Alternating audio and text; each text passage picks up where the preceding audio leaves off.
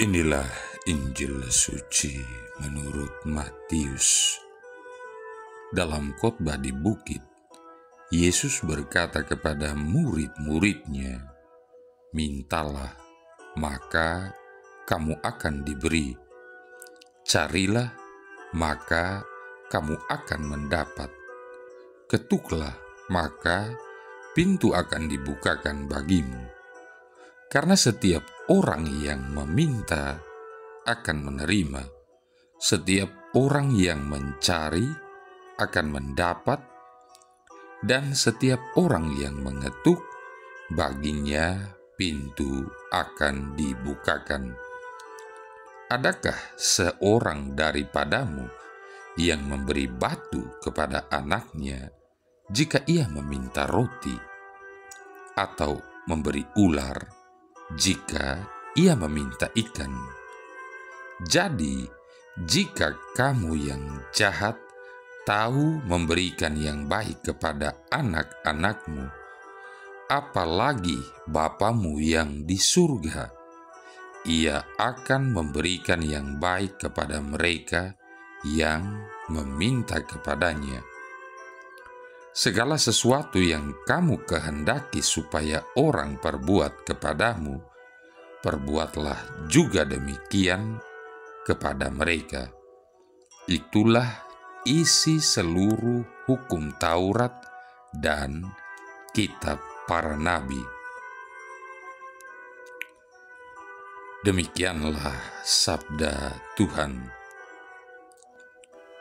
Saudara-saudari yang terkasih, karena setiap orang yang meminta menerima, setiap orang yang mencari mendapat, dan setiap orang yang mengetuk, baginya pintu dibukakan.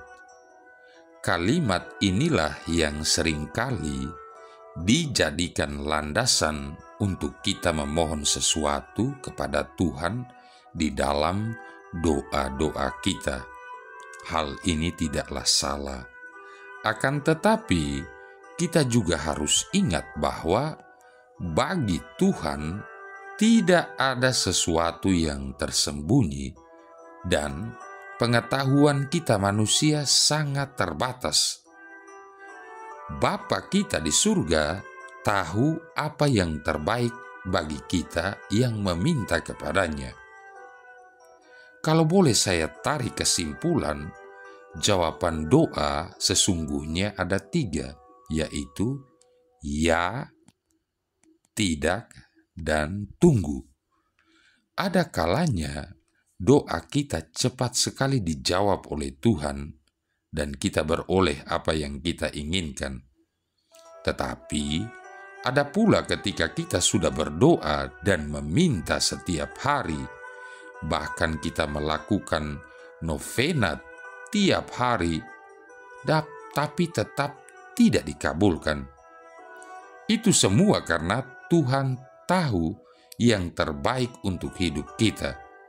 Tuhan tahu di depan sana ada jurang yang dalam, dan Dia tidak ingin kita jatuh ke dalam jurang tersebut, sehingga Dia tidak mengabulkan doa kita. Akan tetapi, Dia akan membelokkan kita ke arah yang baik sesuai rencananya yang pasti baik pula untuk kita. Jawaban yang ketiga adalah tunggu. Mungkin waktunya belum tepat untuk kita, atau bisa juga Tuhan menghendaki kita menjalin relasi lebih dekat lagi dengannya untuk lebih mengetahui yang terbaik untuk kita.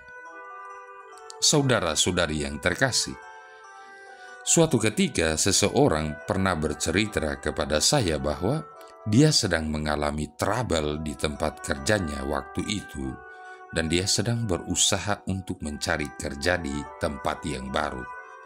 Orang ini berdoa setiap hari dan doanya terkabul. Dia dipanggil di suatu perusahaan yang cukup bonafit dan diinterview untuk suatu posisi yang memegang produk yang sudah cukup terkenal. Seperti biasa, dia kemudian disuruh pulang dan menunggu pemberitahuan selanjutnya. Sambil menunggu, dia terus berdoa karena dia sangat menginginkan untuk diterima dan bekerja di divisi produk tersebut. Kenyataan berkata lain, dia tidak diterima bekerja di divisi tersebut dan dipanggil lagi untuk interview di divisi yang lain walaupun masih dalam perusahaan yang sama. Dia cukup kecewa walau akhirnya diterima di divisi lain tersebut. Di divisi yang baru ini, dia benar-benar bekerja keras dan mengerjakan semua hal dari awal sampai akhir, dari mendesain suatu produk sampai peluncuran produk tersebut. Dia belajar banyak hal di sini.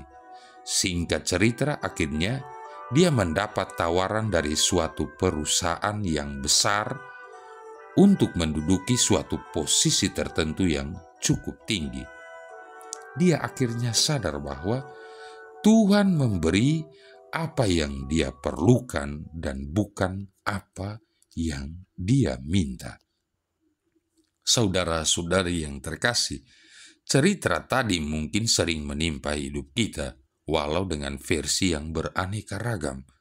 Kita sering mengeluh, bahkan mungkin marah-marah kepada Tuhan karena doa kita tidak dikabulkan. Akan tetapi yakinlah, lewat berbagai cobaan, halangan, tantangan, dan rintangan dalam hidup, kita akan semakin dekat dengan Tuhan sendiri, dan segala cobaan, halangan, tantangan, dan rintangan di tempat-tempat sebelumnya atau di waktu-waktu yang lampau itu akan sangat bermanfaat untuk kita ke depannya, dan itu baru akan kita sadari bila kita sudah melewati proses tersebut. Marilah berdoa. Allah Bapa asal segala kebaikan, semoga dengan bantuan rahmat-Mu kami selalu memikirkan melakukan yang baik, sebab kami tidak dapat hidup tanpa Engkau. Dengan pengantaran Yesus Kristus Putra-Mu Tuhan kami, yang bersama dengan Dikau dalam persatuan Roh Kudus hidup dan berkuasa, satu Allah sepanjang segala masa. Tuhan memberkati kita sekalian, Bapa, Putra, dan Roh Kudus.